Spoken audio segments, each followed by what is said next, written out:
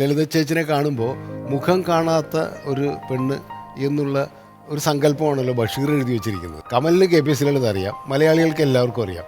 ഞാൻ മലയാളികൾക്ക് വേണ്ടി മാത്രമല്ല ഈ സിനിമ എടുക്കുന്നത്.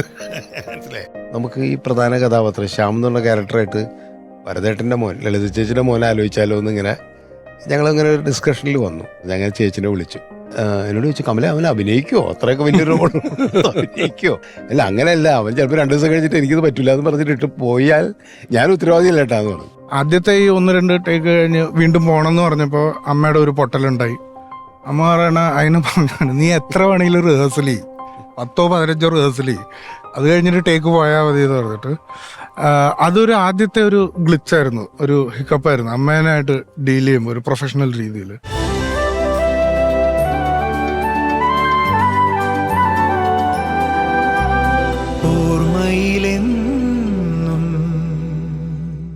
വ്യത്യസ്തങ്ങളായ ഒരുപാട് കഥാപാത്രങ്ങളെ ലളിത ചേച്ചി ചെയ്തിട്ടുണ്ടെങ്കിലും എനിക്ക് തോന്നുന്നത് ലളിത ചേച്ചി ഏറ്റവും ഒരു കഥാപാത്രത്തെ തന്നെ എത്രയോ കാലം ഏറ്റവും ദൈർഘ്യമായി അവതരിപ്പിച്ചുകൊണ്ടിരുന്നത് ഒരു ടെലിവിഷൻ പരമ്പരയിലാണ്. അപ്പം സിനിമ ഒരു 40 ദിവസത്തെ സൗഹൃദമാണ്, അല്ലെങ്കിൽ ഒരു അന്ന് സിനിമ 40 തീരുമല്ലോ, 100-150 ഒന്നും ഇല്ലല്ലോ, 35 ദിവസം 40 ദിവസം. നമ്മൾ കാണുന്ന എല്ലാ മികച്ച ഗംഭീര പടങ്ങളും 35 ദിവസമാണ്. മണിയമ്പുഴ പറഞ്ഞു വെള്ളാനകളുടെ നാട് 24 or 25. വലിയ പടം. പാട്ട് ഒരു ദിവസം കൊണ്ട് എടുത്ത പാട്ട് 25 ദിവസം കൊണ്ട് പടം തീരുന്നു പറഞ്ഞു. പറഞ്ഞു വന്നത് ഈ പരമ്പരയിൽ ഒരു കഥാപാത്രത്തെ എത്രയോ നാൾ അവതരിപ്പിച്ചു. അപ്പം ഒരു സിനിമയ്ക്ക് ഒരു 50 ദിവസത്തെ ബന്ധമാണെങ്കിൽ വർഷങ്ങൾ നിരന്തരമായി ഒരേ പരമ്പരയിൽ കഥാപാത്രങ്ങളെ അവതരിപ്പിച്ച് വെച്ച് മാസത്തിൽ ഇത്ര ദിവസം ഒപ്പം ഉണ്ടായിരിക്കുക എന്ന് പറയുന്നത് ചെയ്ത ഒരാൾ ലളിത ചേച്ചിയുടെ ഒരു വലിയ സുഹൃത്ത്, നമ്മുടെ എല്ലാം വലിയ സുഹൃത്ത്. ലളിത ചേച്ചിയുമായി ഒരുപാട് ജീവിതാനുഭവങ്ങൾ പങ്കുവച്ചിട്ടുള്ള ഒരാൾ. ഹൃദയപൂർവ്വം നമ്മുടെ ഓർമ്മയിൽ നിന്നും KPSC ലളിത എന്ന ഈ ഒരു പങ്ക്തിയിലേക്ക് സ്വാഗതം ചെയ്യുന്നു. മഞ്ജു പിള്ള.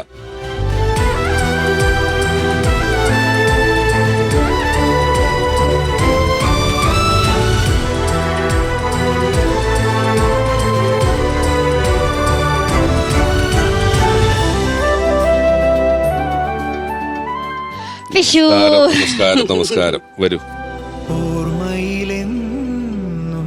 ഞാനിപ്പം ഇവരോട് ആമുഖത്തിൽ പറയായിരുന്നു, സിനിമ പോലെയല്ല, ഒരു പരമ്പര 10 കൊല്ലം മറ്റോ ഒന്നിച്ച് അഭിനയിച്ചതല്ലേ? 10 വർഷത്തോളം അമ്മ ഉണ്ടായിരുന്നു. അത് കഴിഞ്ഞ് നീട്ടാൻ ശ്രമിച്ചു, പക്ഷെ അമ്മയില്ലാതെ അത് പൂർണ്ണമാവില്ലായിരുന്നു, അതുകൊണ്ട് നിർത്തി. അങ്ങനെ നിന്നു. നമ്മൾ ഈ ഇടയ്ക്ക് ഞാൻ ഈ പരിപാടിയെ പറ്റി പറഞ്ഞപ്പോഴൊക്കെ പറഞ്ഞു, ലളിത ചേച്ചിയുമായിട്ട് ഇങ്ങനെ ഒരു കുടുംബ ബന്ധം കൂടെ, പിന്നെ സിദ്ധുവായിട്ട് ബന്ധമുണ്ടായി, വീട്ടുകാർ ശ്രീകുട്ടിയായിട്ട് ബന്ധമുണ്ടായി എന്നുള്ളതെല്ലാം പറഞ്ഞു. എന്താണ് ലളിത ചേച്ചിയുടെ ഒരു സവിശേഷതകൾ തോന്നിയിട്ടുള്ളത്? ഞാൻ സിനിമയും അല്ലെങ്കിൽ ചെറിയ ചെറിയ വേഷങ്ങളൊക്കെ ചെയ്തുകൊണ്ടിരിക്കുന്ന സമയത്ത് തന്നെ പണ്ട് എറണാകുളത്ത് കവിത ഇന്റർനാഷണൽ എന്ന് പറഞ്ഞൊരു ഹോട്ടലുണ്ടായിരുന്നു. പണ്ട് സിനിമാക്കാരുടെ സ്ഥിരം സ്ഥലമായിരുന്നു. അപ്പോൾ അവിടെ വച്ചിട്ടാണ് ഞാൻ അമ്മ ആദ്യമായിട്ട് നേരിട്ട് കാണുന്നത്. അപ്പോൾ ഫസ്റ്റ് തന്നെ ഞാനത് പല ഇൻ്റർവ്യൂവിലും പറഞ്ഞിട്ടുണ്ട്. ഫസ്റ്റ് തന്നെ എന്നെ കണ്ട് അടൂർ സാറിൻ്റെ ഒരു ഡോക്യുമെൻ്ററിയിൽ എൻ്റെ അപ്പൂപ്പനും അമ്മയുമായിരുന്നു അതിൽ അഭിനയിച്ചിരുന്നത്. ഒരു ഡോക്യുമെൻ്ററി ഉണ്ടായിരുന്നു അതിൽ. അപ്പോൾ SP ആശാൻ എൻ്റെ വീട്ടിലൊക്കെ അമ്മ വന്നിട്ടുണ്ട്. അപ്പോൾ എന്നെ കണ്ട് ഇങ്ങനെ SP ആശാൻ്റെ കൊച്ചുമോളാണ് എന്നൊക്കെ പറഞ്ഞപ്പോൾ കുറേ നേരം നോക്കിയിരുന്നിട്ട്, അയ്യോ എൻ്റെ ശ്രീകുട്ടിയെ പോലിരിക്കുന്നു എന്നിങ്ങനെ പറഞ്ഞ് എന്നെ അവിടുന്ന് ആ താടി പിടിച്ചു തുടങ്ങിയ ബന്ധമാണ്. പിന്നെ എനിക്ക് ഭയങ്കരമായ ആരാധനയായിരുന്നു. അപ്പോഴേക്കും ഞങ്ങളൊരു പേഴ്സണൽ റിലേഷൻ സ്റ്റാർട്ട് ചെയ്തിട്ടില്ല.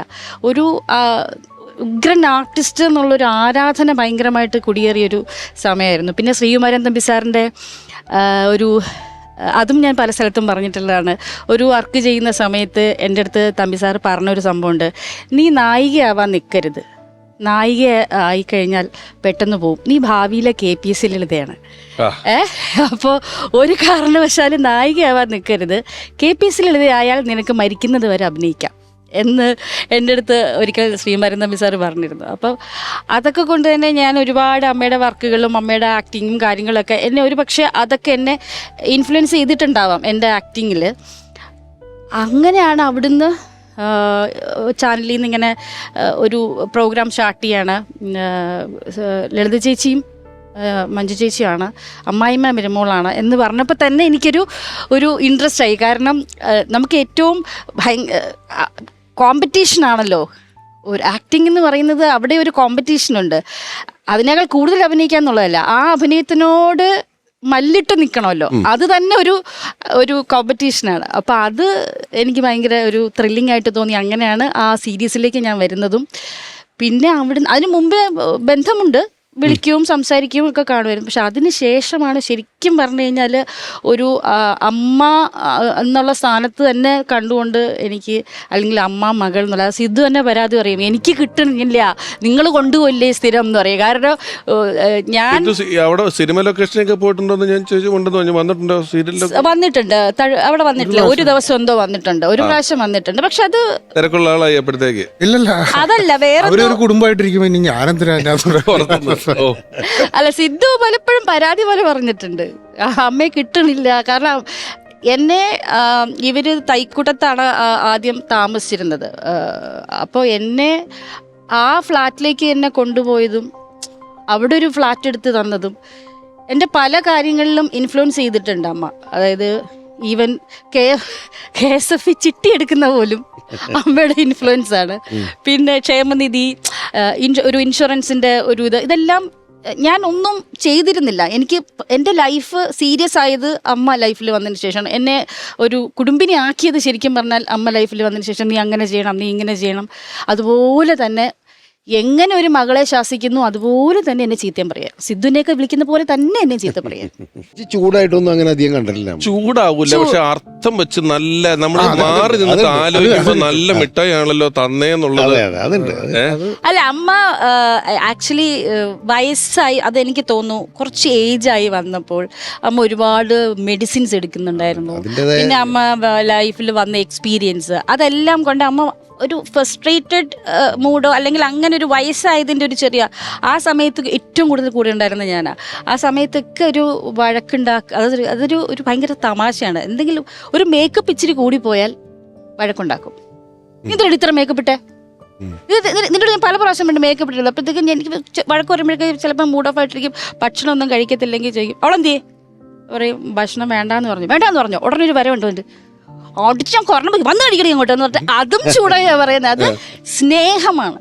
എൻ്റെ അമ്മ ഇതുപോലെയാണ്, ദേഷ്യപ്പെട്ടാ സ്നേഹിക്കുക. ആ സ്നേഹം എനിക്ക് മനസ്സിലാക്കാൻ പറ്റിയെന്നുള്ളതാണ്. അതങ്ങനെയാണ്. ഇപ്പം പറഞ്ഞല്ലോ ചില ഇൻഷുറൻസ് എടുപ്പിക്കലുകൾ, ചിട്ടി ചേർക്കൽ എന്നൊക്കെ പറഞ്ഞു. അപ്പം ആത്മകഥ എഴുതിയ ബുക്കില് ഈ ഭരതൻ സാർ സിനിമ നിർമ്മിക്കാൻ പോയിട്ട് സാമാന്യം കുറച്ച് നല്ല പൈസ കളഞ്ഞെടുത്തുവെന്നും അതിനുശേഷം ഒരുപാട് അഭിനയിക്കാൻ പോയിട്ടുണ്ടെന്ന് ഒക്കെ പറഞ്ഞിട്ടുണ്ട്. അപ്പൊ വീട്ടിലെ ഒരു എക്കണോമിക്സ് ആരാ നോക്കിക്കൊണ്ടിരുന്നത്? വീട്ടിലെ എക്കണോമിക്സോ? അത് മിക്കവാറും അമ്മ തന്നെ ആയിരിക്കും, ഈ മണക്കണക്ക് വെച്ചിട്ട്. അങ്ങനെ ഇതിനകത്താണ് ഫുൾ ലെഡ്ജറൊക്കെ. അവിടുന്ന് അങ്ങനെ വന്നു, ഇവിടുന്ന് അങ്ങനെ പറഞ്ഞത്. നമുക്ക് ഒരിക്കലും ആ കണക്ക് കിട്ടില്ല. ഈ ഇപ്പൊ ലൈക്ക് വടക്കാഞ്ചേരി ഉള്ളപ്പോ ഇപ്പൊ ചേച്ചിനൊക്കെ അഡ്വൈസ് ചെയ്യണ സമയത്ത് പോലും അമ്മ ഭയങ്കര ഈ ഇവിടുന്ന് എടുത്ത് അവിടെ ഇട്ട്, അവിടുന്ന് എടുത്ത് ഇങ്ങോട്ട് പറഞ്ഞു, ഇവിടുന്ന് അവിടെ കൊടുത്ത്, അപ്പോഴത്തേക്ക് ഇവിടെ കഴിഞ്ഞു അതൊക്കെ പറയട്ടെ. ഈ കണക്കൊന്നും നമുക്ക് നടക്കില്ല, അത് തെറ്റും, എന്തായാലും തെറ്റും. കാരണം ഞാന് ഈ വീണ്ടും ചില വീട്ടുകാര്യങ്ങൾ ഇപ്പം സത്യച്ചാറ് ഇവിടെ വീഡിയോയിൽ വന്നപ്പോൾ പറഞ്ഞു ഇല്ലാതെ ആലോചിക്കാൻ പറ്റുന്നത്. അതിൽ ഈ തിലേട്ടൻ പറയുന്ന ഒരു ഡയലോഗ് ഉണ്ട്, ഇവളുടെ കയ്യിലൊരു ചെറിയ പെട്ടിയുണ്ട്, അതിന്റെ താക്കോല് ഞാൻ അന്നും കണ്ടിട്ടില്ല ഇന്നും കണ്ടിട്ടില്ല, ആ താക്കോൽ എവിടെയാണെന്ന് പറയുന്നത്. അപ്പോൾ ഒരു ഫാമിലി ആയിട്ട് എല്ലാവരും കാണുക, നോക്കുക, നിർത്തുക എന്നൊക്കെ പറയുന്ന ഒരു വലിയ കാര്യത്തിൽ തന്നെയാണ് ലളിത ചേച്ചി ഉണ്ടായിരുന്നത് ആ സമയത്ത്. ചേച്ചി ഇപ്പോൾ ഇവരെ ഇതിൽ അഭിനയിച്ചുകൊണ്ടിരിക്കുന്ന കാലഘട്ടത്തിൽ ആ ചേച്ചി സംഗീത അക്കാദമിയുടെ ചെയർപേഴ്സൺ ആകുന്നത്. അത് വല്ലാത്തൊരു ഔദ്യോഗികമായ ഒരു ജോലിയും ചേച്ചിക്ക് അത്ര പരിചിതമില്ലാത്തൊരു മേഖലയിൽ. അപ്പോൾ ഭയങ്കര ടെൻഷനാണ്. ഒന്നാമത് നാട്ടുകാർ എന്തെങ്കിലുമൊക്കെ പറയും, എന്തെങ്കിലുമൊക്കെ പ്രശ്നങ്ങൾ ഉണ്ടാവും. അപ്പം എന്നെ വിളിക്കും, അമ്മനെ എങ്ങനെ പ്രശ്നമുണ്ട്, ഇത് എന്താണെന്ന് ചോദിച്ചു എങ്ങനെ ഡീൽ ചെയ്യും. കമൽ സാർ വേറൊരു സ്ഥലത്ത് ഞാൻ ചലച്ചിത്ര അക്കാദമി ചെയർമാനായിട്ട് അവിടെ അനുഭവിച്ചുകൊണ്ടിരിക്കുകയാണ് പ്രൊഫഷണലായിട്ട്. ഇത് ഒരു വല്ലാത്തൊരു ഇതായിരുന്നു. അപ്പൊ ഇങ്ങനെ പറയും, ഇടക്കിടക്ക് പറയും സാമ്പത്തിക പ്രശ്നങ്ങൾ. ഇങ്ങനെ സാമ്പത്തിക പ്രശ്നങ്ങൾ എന്ന് വെച്ചാൽ അങ്ങനെയുള്ളതല്ല, അവിടെ നിന്ന് കിട്ടുന്നുണ്ട്, ഇവിടെ ചെലവാക്കുന്നു, അവിടെ നിന്ന് ചെലവാക്കുന്നു, ഇങ്ങനെ പോയിക്കൊണ്ടിരിക്കുകയാണ്. കൃത്യമായ മാനേജ്മെന്റ് ഉണ്ടായിരുന്നില്ല. അതിൻ്റെ ഇടയിൽ ഈ ഒഫീഷ്യൽ പരിപാടികൾ കൂടി ആകുമ്പോഴേ ചേച്ചിക്ക് അതിനെക്കുറിച്ചുള്ള ഇത് അറിയില്ല. അതിൻ്റെ ഒരു പൊളിറ്റിക്കൽ പ്രഷറൊക്കെ വരുമല്ലോ ഇതിൻ്റെ. എനിക്ക് തോന്നുന്നു അവസാന കാലത്തൊക്കെ ഭയങ്കര പ്രഷറുകളായിരുന്നു. ഒരുപാട് ലാസ്റ്റ് ഒക്കെ ആയപ്പോഴത്തേക്കും എപ്പോഴും ഇങ്ങനെ ടെൻഷനും ആലോചനയും. ലളിത ചേച്ചിയുടെ ഒരു പവറുള്ള ആൾ, ഇപ്പം ആദ്യത്തെ കൺമണിയിലെ അമ്മ എന്ന് പറയുന്നത് ഒരാളെ ഭയങ്കര ആഢ്യത്വവും, എന്നാല് അനിയത്തിപ്രാവിന്റെ ക്ലൈമാക്സില് എടുത്തോന്ന് പറയുന്ന ആ ഒരു വാക്കിലൊരു സിനിമ ഇരിക്കുക.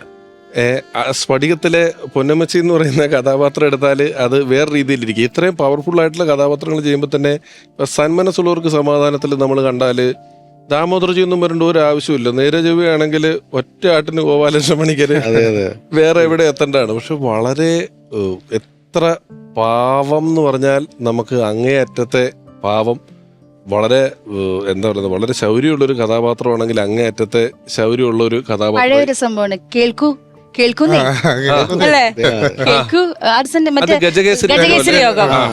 അത് ഗജകേസരി യോഗം എന്ന് പറയുന്ന സിനിമയിലാണ് ഈ എത്ര കഥാപാത്രങ്ങളാണ്. ഏറ്റവും മറക്കാൻ പറ്റാത്തത് നത്ത് നാരായണന്റെ ആ സിനിമയുടെ ഒറ്റ കനൽക്കാറ്റ്. ഞാൻ ഇപ്പോഴും അതിന്റെ ക്ലിപ്പിംഗ് കണ്ടാൽ ഞാൻ കരയും. ബോംബെ പോണല്ലേ പറഞ്ഞിട്ട് പോടല്ലേ, അത് തന്നെ. ഇപ്പോഴും ഞാൻ കരയും. ആ ഒരൊറ്റ എപ്പോ കണ്ടാലും അത് കരയും. എനിക്ക് എന്താണെന്നറിയില്ല, അതൊരു ഒറ്റ സീൻ മതി. ഞാൻ ഇതുപോലെ കരയുന്ന ഒരു സീനുണ്ട്. എനിക്ക് മനസ്സിനക്കരെ എന്ന് പറയുന്ന സിനിമയിൽ ഇവര് ഷീലാമ്മയും ലളിത ചേച്ചിയും കൂടെ യാത്ര പറയുന്ന ഒരു സീനുണ്ട്. ഞാൻ പലഹാരപ്പൊതിയൊക്കെ കൊണ്ടു കൊടുത്തിട്ട് ഞാൻ പോവും, അപ്പം വഴി വന്ന് നിൽക്കരുത്, എനിക്ക് കരയാൻ പറ്റില്ലെന്ന് പറയുന്നത്. അങ്ങനെയുള്ള, അതായത് നോക്കൂ, 2 വയസ്സായ ആൾക്കാർ തമ്മിലാണ് ഒരു യാത്ര പറയുന്നത്. സുഹൃത്തുക്കളാണ്, വലിയ സുഹൃത്തുക്കളാണ്. ഒരു സീനിൽ അതിന്റെ ഒരു മോഡുലേഷനും ഇവരുടെ ഒരു പ്രസന്റേഷനും കാര്യങ്ങളെന്ന് പറയുന്നത് നമ്മൾ ഇപ്പം ഇരുന്ന് പറയുമ്പോൾ നമ്മൾ ആരും റെഫർ ചെയ്തിട്ടോ ഗൂഗിൾ നോക്കിയിട്ടോ ഒന്നും അല്ല പറയുന്നത്. നമുക്ക് ഇത്രയും ക്യാരക്ടറുകൾ മനസ്സിൽ ഫീഡ് ചെയ്യാണ്. ഞാൻ മൊയ്തീൻ എന്ന് പറഞ്ഞ സിനിമ കണ്ട ശേഷം എൻ്റെ സുഹൃത്ത് പറഞ്ഞു, നോക്കൂ, അതൊരു നല്ല കഥ, നല്ല സിനിമയൊക്കെ ആണെങ്കിൽ തന്നെ തേന്മാവിൻ കുമ്പത്തിലെ കഥാപാത്രം ഓൾമോസ്റ്റ് ഒരു വലിയ കാത്തിരിപ്പാണ്. വേണിച്ചേട്ടന് വേണ്ടി ഇങ്ങനെ കാത്തിരുന്ന് ക്ലൈമാക്സ് വരെ പറയുന്ന, ഇവരിങ്ങനെ തമാശയൊക്കെ ചെയ്തുകൊണ്ടിരിക്കുന്ന ചില കഥാപാത്രങ്ങളെ ഒറ്റ വാക്കിൽ ഒറ്റ വരിയിൽ കൊണ്ടുവന്നിട്ട് ഇതിന്റെ ഒരു ആഴം ഒരു 10 കിലോമീറ്റർ ആയിട്ട് വർദ്ധിപ്പിക്കാനുള്ള ഒരു ശേഷിയുണ്ട്. അത് എങ്ങനെയാണ് സാർ, അതൊരു ഡയറക്ടർ ആർട്ടിസ്റ്റ് ഏത് കോമ്പിനേഷനിലാണ്? അല്ല, അത് എനിക്കുള്ളത് ചേച്ചിയുടേതായ സ്വന്തമായ നേരത്തെ പറഞ്ഞ ഒരു ഒബ്സർവേഷൻ, അതിൽ നിന്ന് കിട്ടുന്ന കുറേ അനുഭവങ്ങൾ കഥാപാത്രത്തിലേക്ക് ചേച്ചി കൊണ്ടുവരാറുണ്ട്. പിന്നെ ആ കാലഘട്ടത്തിൽ നേരത്തെ സത്യം പറഞ്ഞ പോലെ തന്നെ ചേച്ചിക്ക് വേണ്ടി ക്രിയേറ്റ് ചെയ്യുന്ന കഥാപാത്രങ്ങളുണ്ട്. KPS ലളിത തന്നെ ഈ റോള് ചെയ്യണം. ഒരു കഥാപാത്രം മനസ്സിലേക്ക് വന്നു കഴിഞ്ഞിട്ടുണ്ടെങ്കിൽ അത് KPS ലളിത അവതരിപ്പിച്ചാലേ നന്നാവും എന്ന് സംവിധായകർ തീരുമാനിച്ച് ക്യാരക്ടറിനെ മോൾഡ് ചെയ്യും. അപ്പം നമുക്ക് കുറേ ഫ്രീഡം കിട്ടും. ഈ കഥാപാത്രത്തെ അവതരിപ്പിക്കുന്നത് KPS ലളിതയാണെന്ന് തീരുമാനിച്ചു കഴിഞ്ഞാൽ സ്പേസ് ഉണ്ടാവും ക്യാരക്ടറിന്. ഗുഡ് ബൈ സീൻ എന്ന് പറഞ്ഞല്ലേ മനസ്സിലാക്കറിയില്ല. അപ്പൊ അത് ആ ഡയലോഗ്സ് ഉണ്ട്. ഞാൻ ഇറങ്ങുമ്പോ വഴി വന്ന് നിൽക്കരുത്, അതെന്തായാലും ഉണ്ട്. അത് അവതരിപ്പിക്കുന്നതിലാണല്ലോ അതിൽ ഭയങ്കരമായിട്ട് നമ്മളെ കൊള്ളുന്നത്. അവിടെ അമ്മ 6 അടിച്ചു. അതവിടെ 6 അടിക്കും. കാരണം ഞാൻ ഈ ചില ആളുകൾ ലൊക്കേഷനുമായിട്ട് വരെ അങ്ങ് സിങ്ക് ആവുമല്ലോ. നമ്മളൊരു ഷൂട്ടിങ്ങിന് ഒരു വീട്ടിൽ എത്ര നേരം നിൽക്കും, ഒന്ന് ഉറങ്ങി എണീറ്റിട്ടൊരു സ്വിച്ച് ഇടുന്ന സീൻ ഉണ്ടെങ്കിൽ വീട്ടിൽ താമസിക്കുന്നവൻ സ്വിച്ച് ഇടുന്നതും പുതിയൊരാൾ സ്വിച്ച് ഇടുന്നതുമായിട്ട് വ്യത്യാസമുണ്ട്. ഈ ലളിത ചേച്ചിയെപ്പോലുള്ളവർ ഈ ഒരു പ്രദേശങ്ങളിൽ മുഴുവൻ നമുക്ക് എത്രയോ നാളായിട്ട് അടുക്കളയെന്ന് വിളമ്പുമ്പോൾ അങ്ങനെ എന്തൊരു ഈസി ആയിട്ടാണ് ഇവർ ചെയ്യുന്നതല്ലേ. ഇപ്പം സാറിന് ശുഭയാത്ര എന്ന് പറയുന്ന സിനിമ എടുക്കുമ്പം ബോംബെയിലാ, ബോംബെയിലുള്ള ഒരു മലയാളി, ബോംബെയിൽ എത്രയോ നാളായിട്ടാണ്, അല്ലാതെ ഇവിടുന്ന് ഇപ്പൊ ഷൂട്ടിങ്ങിന് പോയ മലയാളിയൊന്നും അല്ല, ബോംബെയിലുള്ള മലയാളിയാണ് ആയിരിക്കുന്നത് അല്ലെ. ശുഭയാത്രക്ക് വളരെ ലിമിറ്റഡ് ആൾക്കാരെ അവിടെ കൊണ്ടുപോയിട്ട് ചെയ്തിട്ടുള്ള. എനിക്ക് ആ സിനിമയെ കുറിച്ചുള്ള ഒരു ഓർമ്മ, അത് കഴിഞ്ഞ് അമ്മ ബോംബെന്ന് വരുമ്പോ ഒരു BMX സൈക്കിള് വന്നായിരുന്നു, ഒരു മഞ്ഞ കളർ ആദ്യത്തെ BMX സ്റ്റണ്ട് സൈക്കിള് ബോംബെന്ന് വാങ്ങിച്ചിട്ടുണ്ടാണല്ലേ. അപ്പൊ ഞാൻ ചോദിക്കണ ഇനി അമ്മ എപ്പോഴും അടുത്ത ഷൂട്ടിങ്ങിന് പോണേ, അടുത്ത സാധനം വരുന്നുള്ളൂ. അമ്മയ്ക്ക് ഇഷ്ടമുള്ളവർക്ക് എവിടെ പോയാലും എന്തെങ്കിലുമൊക്കെ മേടിച്ചോണ്ട് വരും. അപ്പോൾ എൻ്റെ ഓർമ്മയിൽ അമ്മ ഞാനുമായിട്ട് അടുത്ത് കഴിഞ്ഞപ്പോൾ അമ്മ എവിടെ പോയാലും ശ്രീകുട്ടിക്കും വാങ്ങിക്കും, എനിക്കും വാങ്ങിക്കുമായിരുന്നു. അതൊരു പ്രത്യേക ഒരു ചതി ഞാനിപ്പോഴാണ്. ഈ പരിചയപ്പെട്ട ഒരാൾക്ക് ഒരു ഓർമ്മ പറയാൻ പറ്റുന്ന അവസ്ഥയിലുള്ള ഒരു പെരുമാറ്റം ലളിത ചേച്ചിയുടെ ഭാഗത്തുനിന്നുണ്ട്. ജസ്റ്റ് ഒന്ന് കൂടെ യാത്ര ചെയ്തിട്ടുണ്ടെങ്കിൽ, ഒന്ന് പരിചയപ്പെട്ടിട്ടുണ്ടെങ്കിൽ അയാൾക്ക് എന്നും ഓർക്കുന്ന രീതിയിലുള്ള ഒരു അനുഭവങ്ങൾ സമ്മാനിക്കാൻ ലളിത ചേച്ചിക്ക് സാധിച്ചിട്ടുണ്ട്. ആരാണെന്ന് കാണാം. അമ്മയെക്കുറിച്ച് പെട്ടെന്ന് ഓർക്കുമ്പോൾ എൻ്റെ ഓർമ്മയിൽ ഓടി വരുന്നത് പുള്ളിപ്പുലി ആട്ടിൻകുട്ടികളും ഒക്കെ ചെയ്യുന്ന സമയത്ത് കുട്ടനാട്ടിൽ ഈ മുട്ടറ്റം വെള്ളത്തിൻ്റെ അകത്ത് നിന്നിട്ടാണ് നമ്മളെല്ലാവരും അഭിനയിച്ചിരിക്കുന്നത്. അപ്പോൾ അമ്മയുടെ പ്രായമോ അല്ലെന്നുണ്ടെങ്കിൽ അമ്മയ്ക്ക് കുറച്ച് ശാരീരികമായ അസ്വസ്ഥതകളൊക്കെ അപ്പോൾ ഉണ്ട്. ഇതൊന്നും അമ്മ മുഖവിലയ്ക്കെടുക്കാതെ ഇതൊന്നും അമ്മയെ ബാധിച്ചിട്ടില്ല. കാരണം ഈ മുട്ടറ്റം വെള്ളത്തിൽ ചെളിയിൽ ഈ കാലും വെച്ച് നിൽക്കുമ്പോൾ അമ്മയുടെ മനസ്സിൽ സിനിമയും ഷോർട്സും ടേക്കിങ്സും മാത്രമാണ്. കാരണം അത്രയും ഡെഡിക്കേറ്റഡ് ആയിട്ട് സിനിമയെ ശരിക്കും പറഞ്ഞാൽ സിനിമയ്ക്ക് വേണ്ടി മാത്രം ജീവിച്ച് ഇവിടുന്ന് കടന്നുപോയ ആളാണ് ലളിതാമ്മ. ഇവരൊരു സിനിമ കാണാൻ സൗഹൃദം ഉണ്ടായിരുന്നു. ഞാൻ ഏതൊക്കെയോ മാളുകളിൽ സിനിമയ്ക്ക് പോകുമ്പോൾ സിനിമ എല്ലാ സിനിമയും ഞാൻ ഒറ്റയ്ക്ക് സിനിമയ്ക്ക് പോയാലും പരിഭവ പിണങ്ങും എന്നോട്, എന്നെ ആരും കൊണ്ടുപോകാനില്ലല്ലോ എന്നൊക്കെ പറഞ്ഞിട്ട് പരിഭവിക്കുമായിരുന്നു. കാരണം വയസ്സായി വരുന്നവരും ഒരു കുഞ്ഞിനെ പോലെ ആയി എന്നുള്ളതാണ്. കാരണം ഞാനാണ് ഏറ്റവും കൂടുതൽ ഉണ്ടായിരുന്നത്. അപ്പം എൻ്റെ അടുത്ത് ഞാൻ സിനിമയ്ക്ക് പോയി കൊണ്ടുപോകണം. അപ്പൊ ഹിന്ദി ആണെങ്കിലും വരും, ഒന്നും മനസ്സിലായില്ല. ഞാൻ കണ്ടിട്ടുണ്ട് ഒരു മാളില് പാർക്കിങ്ങിൽ ഒരു ദിവസം നിൽക്കുന്നത്. ഞാൻ ചെന്ന് നോക്കുമ്പോൾ സിനിമയ്ക്ക് വന്നതെന്ന് പറഞ്ഞിട്ട് ഏതോ ഒരു പടം അവിടെ വന്ന് നിൽക്കുന്നതൊക്കെ കണ്ടിട്ടുണ്ട്. നമുക്ക് ഒരാളെ കൂടെ നമ്മുടെ പരിപാടിയിലേക്ക് വിളിക്കാം. ഏറ്റവും പുതിയ കാലത്തെ സിനിമകളെ കുറിച്ചൊക്കെ ചില ചർച്ച നടത്തുമ്പോൾ ചിലർ പറയാറുണ്ട് അതിലങ്ങനെ അച്ഛനമ്മമാരില്ല, മുത്തച്ഛനില്ല, മുത്തശ്ശിയില്ല. ചിലപ്പോൾ അത് ചെയ്യാൻ പറ്റിയ നടന്മാരില്ലാത്തതുകൊണ്ടോ അല്ലെങ്കിൽ അവർക്ക് പറ്റുന്ന കഥയില്ലാത്തതുകൊണ്ടൊക്കെ ആയിരിക്കുമെങ്കിലും ഒരു സംവിധായകൻ പരമാവധി, അദ്ദേഹം ഒരു പുതിയ കാലത്തിന്റെ സംവിധായകനാണ്, ഒരുപാട് ഹിറ്റ് ചിത്രങ്ങൾ ചെയ്തിട്ടുണ്ട്. അദ്ദേഹത്തിന്റെ സിനിമകളിലെല്ലാം പറ്റാവുന്നിടത്തോളം സീനിയർ ആർട്ടിസ്റ്റുകൾ പങ്കെടുത്തിട്ടുണ്ട്. അതിപ്പോൾ ഞാനൊക്കെ ചെയ്യുമ്പോഴും നമ്മുടെ ഒരു ആഗ്രഹത്തിന്റെ ഭാഗം കൂടിയാണ് അവരെ ഉൾപ്പെടുത്തി ഒരു സിനിമ ചെയ്യുക, ഒരു ഫ്രെയിമിൽ അവരെ നിർത്തുക എന്നുള്ളത് ഒരു ആഗ്രഹത്തിന്റെ ഭാഗമാണ്. അങ്ങനെയുള്ളൊരു സംവിധായകൻ. അദ്ദേഹത്തിന്റെ ബഹുഭൂരിപക്ഷം സിനിമകളിലും ലളിത ചേച്ചി അഭിനയിച്ചിട്ടുണ്ട്. പല സന്ദർഭങ്ങളിൽ ലളിത ചേച്ചി വെച്ച് മറ്റ് പരസ്യങ്ങളും മറ്റും ഷൂട്ട് ചെയ്തിട്ടുണ്ട്. വളരെ പോപ്പുലറായ ചില നമ്മൾ ഇന്ന് ഈ സാമൂഹ്യ മാധ്യമങ്ങളിലൊക്കെ ഉപയോഗിക്കുന്ന ഡയലോഗുകൾ അദ്ദേഹത്തിൻ്റെ സിനിമയിൽ നിന്നാണ് വന്നിട്ടുള്ളത്. ഏറെ സ്നേഹത്തോടെ സുഹൃത്ത്, സഹപ്രവർത്തകൻ, നമ്മുടെ പ്രിയപ്പെട്ട ലളിത ചേച്ചിയെക്കുറിച്ച് നമ്മോട് സംസാരിക്കുന്നതിന് വേണ്ടി ഞാൻ ഹൃദയപൂർവ്വം സ്വാഗതം ചെയ്യുകയാണ്. ജിസ് ജോയ്.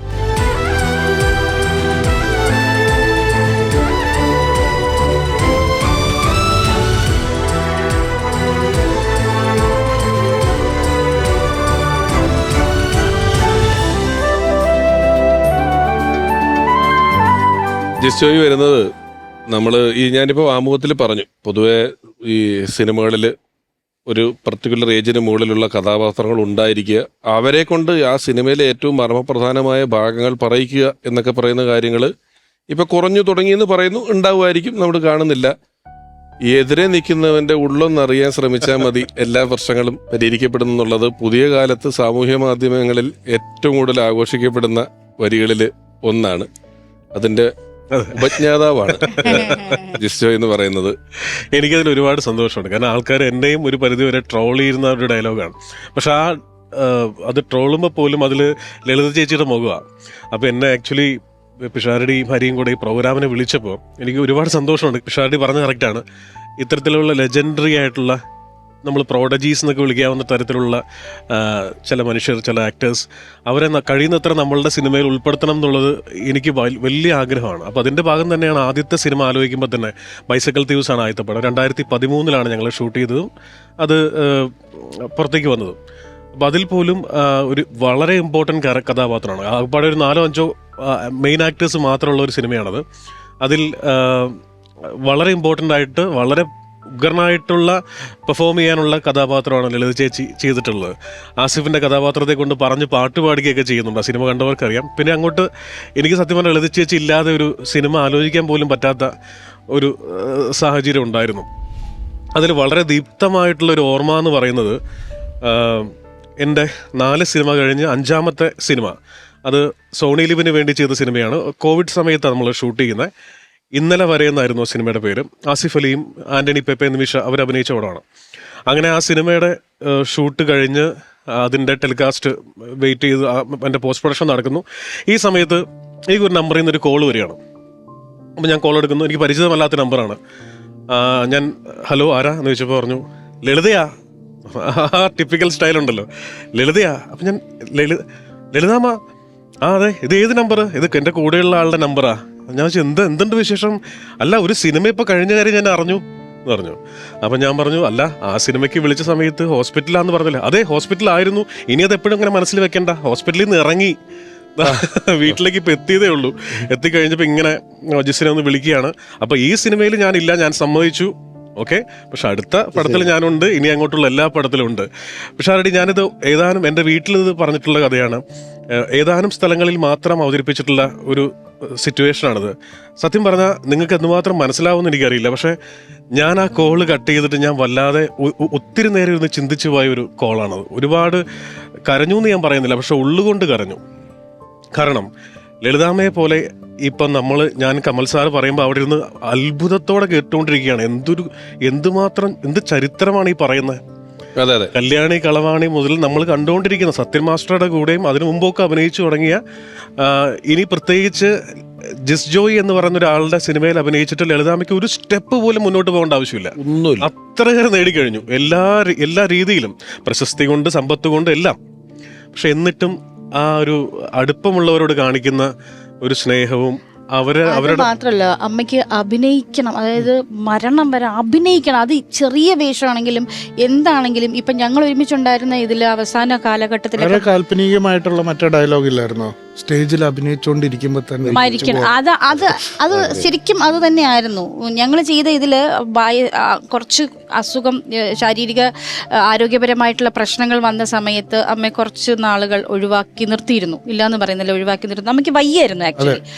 ആ സമയത്ത് എന്നെ ഫോൺ ചെയ്ത് ചോദിച്ചൊരു ചോദ്യമുണ്ട്, എനിക്കിപ്പോഴും അത് ഭയങ്കര വേദന. എന്നിട്ട് ഞാൻ സംസാരിച്ചിട്ട് രണ്ടാമത് അമ്മയെ കൊണ്ടുവന്ന് അഭിനയിപ്പിച്ചിരുന്നു. അത് എൻ്റെ അടുത്ത് ചോദിച്ച്, എടി എന്താടി അവരെന്നെ വിളിക്കാത്തേ, എന്നെ വിളിക്കാൻ എനിക്ക് പറയാൻ വയ്യ. എനിക്ക് അത്രയ്ക്ക് വിഷമം ഉണ്ടായിപ്പോയി. കാരണം ഒരു കലാകാരിയുടെ അല്ല, അവരുടെ ഒരു റുട്ടീൻ ഉണ്ടായിരുന്നേ. ഒരു സെറ്റിൽ നിന്ന് ഇങ്ങനെ വന്ന് വീട്ടിൽ അങ്ങോട്ട് പോയി. കോവിഡ് വന്നപ്പോ ഇതെല്ലാം തെറ്റി, ഭയങ്കരമായിട്ട് തെറ്റി. ലോക്ക്ഡൌണില് അവർ ഭയങ്കരമായിട്ട് അവരെ മാനസികമായിട്ട് അവരെ വർക്ക് നടക്കത്തില്ല, കഴിഞ്ഞു. അപ്പൊ ഞാൻ പറഞ്ഞു അതൊന്നും കുഴപ്പമില്ല, കുറച്ചാൾ കഴിഞ്ഞാൽ എല്ലാം ശരിയാവും. നമുക്ക് ഇതാ ഇല്ലടാ, നിനക്കറിയില്ല, ഒരു ആർട്ടിസ്റ്റ് ഇരുന്നു പോയതാ ഭയങ്കര അങ്ങനൊന്നും ഇല്ല. നമ്മെന്തീ പറയണത്, അവരുടെ ഫ്യൂവൽ അതാ. അല്ല, അത്രയും സമ്മതിച്ചു. പക്ഷെ അതിൻ്റെ അകത്തൊരു കാര്യമുണ്ട്. കാരണം അമ്മയുടെ ടീനേജിൽ തുടങ്ങിയതാണ് നാടക സ്റ്റേജുകളിൽ നിന്ന് സ്റ്റേജുകളിലേക്ക് ഇങ്ങനെ പോയി. അതിനുശേഷം സിനിമയിൽ വന്ന് ക്യാമറ ഒരു സെറ്റിൽ നിന്ന് മറ്റൊരു സെറ്റിൽ പോയിട്ട് എത്ര വർഷം നീണ്ട ഒരു ദിവസം അഭിനയിച്ചില്ല, സഹിക്കാൻ പറ്റില്ല ആർക്കായാലും. അതെ, ഭയങ്കരമായിട്ട് വിഷമിച്ചു പോയൊരു ഘട്ടമായിരുന്നു. അങ്ങനെ പറഞ്ഞ് ഞാൻ വിളിപ്പിച്ചു. കാരണം ഒരു ആർട്ടിസ്റ്റിനെ സംബന്ധിച്ച് എത്ര വയ്യെന്ന് പറഞ്ഞാലും അവർ അത്രത്തോളം സിനിമയെ സ്നേഹിക്കുന്നുവെങ്കിൽ ചിലപ്പോൾ അത് സിനിമയിൽ നിന്നല്ല, ഏത് ക്യാമറയുടെ മുമ്പിൽ വന്നാൽ ചിലപ്പോൾ അവർക്ക് ആരോഗ്യം കിട്ടും. തീർച്ചയായിട്ടും. ഓർമ്മയുണ്ട്, നമ്മളന്ന് ചേച്ചി ദയ ഹോസ്പിറ്റലിൽ കിടക്കുന്ന സമയത്ത് ഞാൻ കാണാൻ ചെന്നപ്പോഴേ ചേച്ചി എന്റെ അടുത്ത് കൈ പിടിച്ചിട്ട് പറഞ്ഞു, ഞാൻ ഒരാഴ്ച കഴിയുമ്പോ വരൂട്ടാ, സിനിമ പ്ലാൻ ചെയ്യണേ പറഞ്ഞോട്ടാ. എല്ലാവരോടും ആ ഒരു സംഭവം ഉണ്ട്. അത് മാത്രമല്ലെന്നേ, ഇപ്പോ ലാസ്റ്റ് എന്റെ പടത്തിൽ അഭിനയിക്കുന്ന മോഹൻകുമാർ പിഷാരടി ഉണ്ട് ആ പടത്തിൽ. പക്ഷെ അപ്പൊ പോലും ഒരു സംഗതി പ്രോംപ്റ്റ് ചെയ്യുന്ന ഇഷ്ടമല്ല, പ്രോംപ്റ്റ് ചെയ്യുന്ന ഇഷ്ടമേ അല്ല. എത്ര വലിയ സീനാണെങ്കിലും അത് കാണാതെ പഠിച്ച് അങ്ങനെ അതെന്തോ പ്രോംപ്റ്റ് ചെയ്താൽ അത് വലിയ കുറവ് പോലെയാണ് ലളിത ചേച്ചി. അമ്മയുടെ താളം തെറ്റും എന്നുള്ളതാണ് അമ്മയുടെ യഥാർത്ഥ സത്യം. അതാണ് ഒരു ഫ്ലോ ബ്ലോക്ക് ആവും, ടൈമിംഗ് ഉണ്ട്, അത് പോകും. കറക്റ്റ്. വേറെ തമാശ ഉണ്ട്, അതുകൂടി പറയണമല്ലോ. ഇപ്പൊ ഞങ്ങളൊക്കെ പടങ്ങൾ ചെയ്യുന്ന സമയത്ത് ഇന്നസെന്റ് ഏട്ടനൊക്കെ ഒരു വാക്ക് പ്രോംപ്റ്റ് ചെയ്തില്ല അഭിനയിക്കില്ല. അങ്ങനെ 2-3 പേർക്ക് പ്രോംപ്റ്റ് ചെയ്യണ സംഭവം ഉണ്ടായിട്ടുണ്ട്. അപ്പോഴും ചേച്ചിക്ക് പ്രോംപ്റ്റ് ചെയ്യണ്ട, പക്ഷെ അവരുടെയൊക്കെ പ്രോംപ്റ്റിങ്ങിന്റെ ഇടയിൽ നിന്നിട്ട് ചേച്ചിയുടെ ഡയലോഗും കോൺഷ്യസ് വിടാണ്ട് അഭിനയിക്കാന്ന് പറഞ്ഞൊരു കഴിവ്. അത് ഒരേ ഡയലോഗ് 2 പ്രാവശ്യം കേൾക്കുകയാണ്. 2 പ്രാവശ്യം കേൾക്കുകയാണ്. അത് ഇന്നസെന്റ് ഏട്ടന്റെ ഡയലോഗാണ്, അവരുടെ ഡയലോഗല്ലേ. എന്നല്ല, ഈ ഇപ്പൊ ഇന്നസെന്റ് ഏട്ടനെ പറഞ്ഞുകൊണ്ട് പറയാണ്, ആ ഒരു മേഖലയിൽ ഇപ്പൊ നമുക്കൊരു 5-6 അതേ ആ ബാച്ചിൽ ഒരു 5-6 നടന്മാരുണ്ടെങ്കിൽ നടിമാരുടെ എണ്ണം താരതമ്യേന കുറവാണ്. എല്ലാ കോമ്പിനേഷനുകളിലും നമ്മളിപ്പം ഇരുന്ന് ലെജൻസ് എന്ന് വിളിക്കുന്ന ഒരു ബാച്ചിന്റെ ഒപ്പം എല്ലാം, അതിപ്പോ പൊന്മുട്ടയിടുന്ന താറാവ് എടുത്താല് അല്ലെങ്കിൽ മണിച്ചിത്രത്താഴ് എടുത്താൽ ഇന്നസെന്റ് ചേട്ടനോടൊപ്പം ജഗതി ചേട്ടനോടൊപ്പം ഹീറോ ആയിട്ടുള്ള മമ്മൂക്കയോടൊപ്പം ചേട്ടൻ, തിലകൻ ചേട്ടൻ എല്ലാം തിലകൻ ചേട്ടന്റെ ഒപ്പം നമ്മളിപ്പോ സ്ഫടികം എടുത്താല് ഇപ്പൊ ഞാൻ നേരത്തെ മണിച്ചിത്രത്താഴ് മോശമാണോ? മണിച്ചിത്രത്താഴ് മണിച്ചിത്രത്താഴ് മോശമാണോ? മോശമാണ് അതാ പറഞ്ഞു. ഗോഡ് ഫാദർ ഗോഡ് ഫാദർ ഒക്കെ കൊച്ചമ്മണി എന്ന് പറയുന്ന കഥാപാത്രമൊക്കെ എന്തൊരു കഥാപാത്രമാണ് ചെയ്തു വെച്ചേക്കുന്നത്. ലളിത ചേച്ചി ഇക്കാര്യം ഇതൊക്കെ നമ്മൾ പറയുമ്പോഴും നമുക്ക് ഇത്രയും കഥാപാത്രങ്ങൾ ഇപ്പൊ ഓർത്തു പറയാൻ പറ്റുന്നുണ്ടല്ലോ. വലിയ ഗെറ്റപ്പ് ചേഞ്ചുകൾ, വലിയ മാറ്റങ്ങളൊന്നും അല്ല. ഒരുപാട് മാറ്റങ്ങളൊന്നും, ചെറിയ കോസ്റ്റ്യൂംസ് ചിലപ്പോൾ മാറുമായിരിക്കും. ഒരു നിരയൊക്കെ വ്യത്യാസം ഉണ്ടാവും, കന്യാസ്ത്രീ ഉണ്ടാവും. ഒരു നിര അത് വെച്ചിട്ടാണ് ഇത്രയും ഉള്ളത്. ഇപ്പോ ഹോമിലോ മറ്റേ പല്ല് വെച്ച് വന്നല്ലോ. അപ്പൊ ജഗദമ്മ എന്ന് പറയുന്ന ഒരു കഥാപാത്രം ആകെ കൊച്ചു കൊച്ചു സന്തോഷങ്ങൾ അതിലാണോ ഒരു അഭിനയത്തിന്റെ ഡെമോ ഉള്ളത്? ഞാൻ വേണം ഇപ്പൊ ഇരുന്ന് കരഞ്ഞു അല്ലല്ല, കാണിച്ചു. അത് വന്നിട്ട് ഇതിലാണ് അത് കഥ തുടരുന്നു എന്ന് പറയുന്നത്. അല്ലല്ല, അതെ, കഥ തുടരുന്നു. അതിനകത്ത് മറ്റേ ഇങ്ങനെ ഇരുന്നിട്ട് കരയുന്നത് കഥ എഴുതുന്നുള്ളതാണ്. ജയറാമേട്ടനും എനിക്ക് ഓർമ്മയുണ്ട്. ആ ഒരു അരപ്ലേസിൽ ഇരുന്നിട്ട് ഇങ്ങനെ ഇങ്ങനെയൊക്കെ വെച്ചിട്ട് കരഞ്ഞു കാണിക്കുന്നത്. ഈ ഇപ്പം ജിസ് പറഞ്ഞ പോലെ ഞങ്ങൾക്ക് ഇപ്പം കമൽ സാറിനെ പോലെയൊക്കെ ഉള്ള ഒരു ഡയറക്ടർ ഏറ്റവും വലിയ ഭാഗ്യം. നമ്മൾ ഇന്ന് ഈ പരിപാടിയിൽ നമ്മൾ ഇനി ഇതിന്റെ വരുന്ന എപ്പിസോഡുകളിലോ കഴിഞ്ഞ എപ്പിസോഡുകളിലോ ആരെയൊക്കെ കുറിച്ച് പറയാൻ ആഗ്രഹിക്കുന്നു, ഓർക്കുന്നു, അവരുടെയൊക്കെ കൂടെ വർക്ക് ചെയ്യാൻ, അവർക്കൊക്കെ വേണ്ടി ആക്ഷനും കട്ടും പറയാനുള്ള ഭാഗ്യം ലഭിച്ചിട്ടുള്ള ആളാണ്. നമ്മള് നമ്മുടെ കൊതി കൊണ്ടാണ്. ഇത് പറഞ്ഞു കഴിഞ്ഞപ്പോൾ ഒരു കാര്യം കൂടി ഓർക്കുകയാണ്. ഇപ്പൊ ഇങ്ങനെ ഒരുപാട് പേരുടെ കൂടെ വർക്ക് ചെയ്തെന്ന് പറഞ്ഞപ്പോഴേ, എൻ്റെ ആദ്യത്തെ സിനിമയിൽ കൊട്ടാരക്കര ചേട്ടൻ അഭിനയിച്ചിട്ടുണ്ട്. അതൊരു വല്ലാത്തൊരു ഇതല്ലേ. കൊട്ടാരക്കര ചേട്ടൻ്റെ അവസാനത്തെ സിനിമയായിരുന്നു അത്. അത് കഴിഞ്ഞ് ഒരു മാസത്തിനുള്ളിൽ അദ്ദേഹം മരിച്ചുപോയി. അപ്പൊ എന്ന് വെച്ചാൽ എന്റെ സിനിമയിൽ അഭിനയിച്ചോണ്ടല്ലേ, അദ്ദേഹത്തിന് അസുഖങ്ങളൊക്കെ ഉണ്ടായിരുന്നു അങ്ങനത്തെ. പക്ഷേ നമ്മളിങ്ങനെ കണ്ട് ആഗ്രഹിച്ചിരുന്ന കൊട്ടാരക്കരയെ പോലെ തിക്കുറിശ്ശേട്ടൻ എൻ്റെ 2 സിനിമയിൽ അഭിനയിച്ചിട്ടുണ്ട്. അപ്പോൾ അങ്ങനെയൊക്കെ ഒരു പഴയ കാലം മുതൽ, അതിൽ പ്രേം നസീർ സാറിൻ്റെ കൂടെ, നസീർ സാർ ഞാൻ സംവിധാനം ചെയ്ത പടത്തിൽ അഭിനയിച്ചിട്ടില്ല മാത്രമേ ഉള്ളൂ. പക്ഷേ ഞാൻ അസോസിയേറ്റ് ആയിട്ട് വർക്ക് ചെയ്തിട്ടുണ്ട്. മസാറ് അഭിനയിച്ചിട്ടുണ്ട്. അങ്ങനെ പഴയ ഒരുപാട് ആൾക്കാരുടെ കൂടെ അഭിനയിച്ചിട്ടുണ്ട്. അപ്പം നമ്മൾ എന്നും ഓർക്കുന്ന ചില ആൾക്കാരെന്ന് പറയുമ്പോൾ ഇവരെല്ലാവരും ഓർക്കുന്നുണ്ട്. പക്ഷെ നിരന്തരമായിട്ട് നമ്മളോടൊപ്പം സഞ്ചരിച്ച് പോയിട്ട് ഒരാളാണ് ലളിത ചേച്ചി. ഇന്നസെൻ്റ് ഏട്ടനൊക്കെ അങ്ങനെ തന്നെയാണ്. അങ്ങനെ വെച്ച് നോക്കുമ്പോൾ നമുക്കറിയാം. ഇപ്പോൾ ഒരു ഞാനതെന്ന് പറയും, ഇപ്പോൾ ക്യാമറ വെച്ച് ചേച്ചി ക്യാരക്ടർ ഇതാണെന്നൊക്കെ പറഞ്ഞിട്ട് സ്റ്റാർട്ട് പറഞ്ഞു കഴിഞ്ഞാൽ ചേച്ചി എന്ത് അഭിനയിക്കും എന്നുള്ളതിനെ കുറിച്ച് നമുക്ക് വ്യക്തമായ ധാരണയുണ്ട്. കാരണം ചേച്ചി എന്തും ചെയ്യും എന്നുള്ളൊരു ഇതുണ്ടല്ലോ. അപ്പോൾ ഏത് രീതിയിലുള്ള ഒരു ക്യാരക്ടർ ആയാലും ഡയലോഗായാലും ചേച്ചി അത് ചെയ്യും, അത് പറഞ്ഞു കൊടുത്താൽ മതി എന്ന് പറയുന്ന ഒരു വല്ലാത്തതുണ്ട്. മറ്റു പലർക്കും അങ്ങനെയില്ല. ക്യാരക്ടർ മനസ്സിലാവാൻ തന്നെ കുറേ നേരം എടുക്കും. നമുക്കറിയാം ഇപ്പോൾ പല ആക്ടേഴ്സിൻ്റെ ഒക്കെ ഒരു പ്രശ്നമാണ്, ആ ക്യാരക്ടർ എന്താണ്, അതിൻ്റെ മീറ്റർ എന്താണെന്ന് മനസ്സിലാക്കാൻ തന്നെ ഒരുപാട് സമയമുണ്ടാകും. നേരത്തെ പറഞ്ഞവർ എത്ര കഥാപാത്രങ്ങൾ അവതരിപ്പിച്ചപ്പോഴും അതിനൊക്കെ ഒരു മീറ്റർ ഉണ്ട്. ഓരോ ക്യാരക്ടർ നമ്മളൊരു മീറ്റർ എന്ന് പറയില്ലേ, അത് ചൂസ് ചെയ്യുന്ന ഒരു വലിയ കഴിവ് തന്നെയാണ്. സത്യൻ സാർ നേരത്തെ പറഞ്ഞപ്പോഴൊക്കെ ഉള്ളൊരു സംഭവമുണ്ട്, മുഖങ്ങൾ മനസ്സിൽ വരുന്നില്ല. പുതിയ ഈ കഥാപാത്രം എഴുതുമ്പോൾ ഇന്ന ആളെന്ന് പറയുന്ന പോലെ ചില ഡയലോഗ്സ് ഉണ്ട്. പക്ഷെ അറിയാലോ, ചില ഡയലോഗ്സ് വേറെ ആരെങ്കിലും പറഞ്ഞാൽ അത് വർക്കൗട്ട് ആവില്ല. ഇപ്പൊ തന്നെ ഈ നേരത്തെ പറഞ്ഞ ഡയലോഗ്, സൺഡേ ഹോളിഡേയിലെ ഡയലോഗാണ് ഇപ്പൊ എന്റെ പടത്തിന്റെ കാര്യം ഞാൻ പറയുന്നത്. അതുപോലെ വിജയ് സൂപ്പറും പൗർണമി എന്ന് പറയുന്ന സിനിമയിൽ നായകൻ തമ്മിൽ അടി ഉണ്ടാക്കി പിരിയാണ്. അപ്പൊ നായിക പറയുന്നത് എന്റെ വണ്ടി ഇങ്ങ് തിരിച്ചു കൊണ്ട് തന്നേക്ക്, എൻ്റെ നിന്ന് വാങ്ങിച്ച കാശ് തന്നേക്ക് എന്ന് പറഞ്ഞ് അങ്ങനെ പൊട്ടിത്തകർന്നിരിക്കുന്ന ഒരു സമയത്ത് ഈ നായകൻ ആസിഫ് അലി മുത്തശ്ശിയെയും കൂട്ടിയിട്ടാണ് നായികയുടെ വീട്ടിൽ വരുന്നത്. അവിടെ ലളിത ചേച്ചിക്ക് മാത്രമേ ഡയലോഗുള്ളൂ. ഒരു 2 മിനിറ്റുള്ള സീനാണ്. ആ 2 മിനിറ്റുള്ള സീൻ ഞാൻ ആലോചിക്കുകയാണ്, നമ്മൾ ഇപ്പോഴാണ് ആ സിനിമ ചെയ്യണമെങ്കിൽ നമ്മൾ ആരെ വെച്ച് എഴുതും? ഉറപ്പായിട്ടും അങ്ങനെ മുത്തശ്ശി കഥാപാത്രം എഴുതാൻ പറ്റില്ല. ചിലപ്പോൾ 3-4 ഫ്രണ്ട്സ് കൂടെ പോയി ഇന്നത്തെ ഒരു പരിപാടിയിലേക്ക് മാറേണ്ടി വരും. അത് ഫുൾ സിനിമയുടെ ലോഡ് വരുന്നത്. ഞാൻ നേരത്തെ വേറെ ഏത് ഉദാഹരണം പറഞ്ഞു, അത് ഇതാണ് പറഞ്ഞ എനിക്ക് ഓർമ്മയില്ല. ഇപ്പൊ അനിയത്തിപ്രാവ് എന്ന് പറയുന്ന ഒരു സിനിമയുടെ ക്ലൈമാക്സിലെ ഈ ശ്രീവിദ്യാമോ വന്നിട്ട് ഇവളെ അല്ലേ എനിക്ക് വേണ്ടത് ഒരിടത്തോ അതേ വന്നൊരു സിനിമ ഫുൾ താങ്ങി നിൽക്കും. അതേലാണ് ഒരു ഫുൾ സിനിമ നിൽക്കുന്നത്. ആ എടുത്തോ കറക്റ്റ് അളവിലും തൂക്കത്തിലും അല്ലെങ്കിൽ വലിയ പ്രശ്നമാണ്. ആ സിനിമ വന്ന് ഹോൾഡ് ചെയ്യുന്ന കാര്യങ്ങൾ ഇവരെടുത്ത് വെക്കുന്നതും ഇവർ പറയുന്നത് വലിയ അത്ഭുതം നമുക്കുണ്ടാക്കുന്നൊരു കാര്യമാണ്. എത്രയോ സിനിമകൾ നമ്മളിപ്പോൾ പറഞ്ഞുപോയ കഥാപാത്രമാണ്. അതുപോലെ ഈ ഒരിക്കലും വിട്ടുപോകാൻ പാടില്ലാത്ത കന്മതത്തിലെ കഥാപാത്രം, വിയറ്റ്നാം കോളനിയിലെ കഥാപാത്രം, ഈ തിലകൻ ചേട്ടനെ പോലെ ഒരാൾ അത്ര ഇതർ നിൽക്കുന്നോട്ട് പറഞ്ഞ് എന്താ പടുമുളയാക്കിയില്ലേ എന്നൊക്കെ പറഞ്ഞ് സ്ഫടികത്തിലെ അമ്മ എന്ന് പറയുന്ന കഥാപാത്രങ്ങൾ നമ്മളിരുന്നിങ്ങനെ ഇതൊന്നും ഒരു റെഫറൻസോ ഗൂഗിൾ തപ്പിയിട്ടോ അല്ലാതെ തന്നെ ഒന്നും വേണ്ട, നമുക്കത് വെറും പറയാൻ സിനിമ കണ്ട പഴയ സിനിമകളൊന്നും ക്രിട്ടിസൈസ് ചെയ്യുന്നത് അമ്മയ്ക്ക് ഇഷ്ടമല്ല. ആ, അത് പഴയ അത് ശരിയാ. സിനിമകള് വെറുതെ പഴയ ഇഷ്ടപ്പെടില്ല. സിനിമകളെ കുറിച്ച് എന്തെങ്കിലും ഒന്ന് ക്രിട്ടിസൈസ് ചെയ്ത് പറഞ്ഞു കഴിഞ്ഞാൽ നമ്മളെ കൊന്നു അതെ അതെ വിളിക്കും. അതെ അത് തർക്കിച്ച് എങ്ങനെങ്കിലും ജയിക്കും. പുതിയ സിനിമയല്ല, പഴയ സിനിമയാണ് നല്ലത്. അതെ അത് ആ തർക്കിച്ച് കോമഡി ഒക്കെ എന്നിട്ട് ടി വിയിൽ വരുമ്പോ ഇരുന്ന് ഭയങ്കരമായിട്ട് ആസ്വദിക്കും. നമ്മളിങ്ങനെ ചിരിക്കരുത് എന്ത് എന്നിട്ട് പഴയ കഥകൾ എനിക്ക് ഒരുപാട് കഥകൾ അറിയാം. ഇപ്പൊ പഴയ കാര്യങ്ങളൊക്കെ ഒരുപാട് അവിടെ നടക്കുന്ന കഥകൾ, ഓരോരുത്തരുടെ കാര്യങ്ങളൊക്കെ എൻ്റെ അടുത്ത് എല്ലാം മിക്കതും എൻ്റെ അടുത്ത് ഷെയർ ചെയ്തിട്ടുണ്ട്. അപ്പോൾ ഈ കമ്പ്യൂട്ടറിൻ്റെ എനിക്ക് സിനിമയുടെ പേര് ഓർമ്മയില്ല, ഏതോ തമിഴ് സിനിമയിൽ ഇപ്പോഴല്ലേ ഈ കമ്പ്യൂട്ടറൊക്കെ വന്ന് ഓരോന്നൊക്കെ കാണിക്കുന്നത്, പണ്ടും ഉണ്ടായിരുന്നേ എന്ന് പറഞ്ഞിട്ട് ഈ ഫാന്റസി മൂവിയില്ലേ അതിൽ ഈ സാധനം ഇങ്ങനെ ഓപ്പൺ ചെയ്തിട്ട് ഇങ്ങനെ വരുമല്ലോ, ആ ഒരു സാധനമൊക്കെ പറഞ്ഞിട്ട് നമ്മൾ തർക്കിച്ച് ജയിക്കും. പഴയ സിനിമയാ നല്ലത്. അതെ അതിലായിരുന്നു അതിന്റെ ടെക്നിക്ക്, അതിലായിരുന്നു അതിന്റെ സംഭവം. അതാണ്. ഇപ്പൊ എന്താ ഈ കാണിക്കുന്നത്? ഇപ്പൊ എന്താ കാണിക്കുന്നത്? ഡിജിറ്റൽ പിന്നെ ഈ കോമ്പിനേഷൻ ആവാനുള്ള കഴിവുണ്ടല്ലോ. നമ്മളൊരു സിനിമയിൽ എത്ര 40 ദിവസം ഒന്നിച്ച് വർക്ക് ചെയ്തിട്ടുണ്ടാവും, അല്ലെങ്കിൽ കുറച്ച് ദിവസം ഒരു സീനിൽ ഇവരെത്രയോ കാലം ഒന്നിച്ച് ജീവിച്ചവരെ പോലെ ഇത് വന്ന കോമ്പിനേഷൻ ആവുന്നതിലൊരു വലിയ കാര്യമാണ്. ഇപ്പം അമ്മ വേഷങ്ങളൊക്കെ വളരെ നേരത്തെ ചെയ്തു തുടങ്ങിയത് ഇവരൊക്കെ എന്നോ അമ്മയാണ്. ആ അമ്മ ചെയ്യുമ്പോൾ തന്നെ ചിലപ്പോൾ ചെറുപ്പം ചെയ്യും.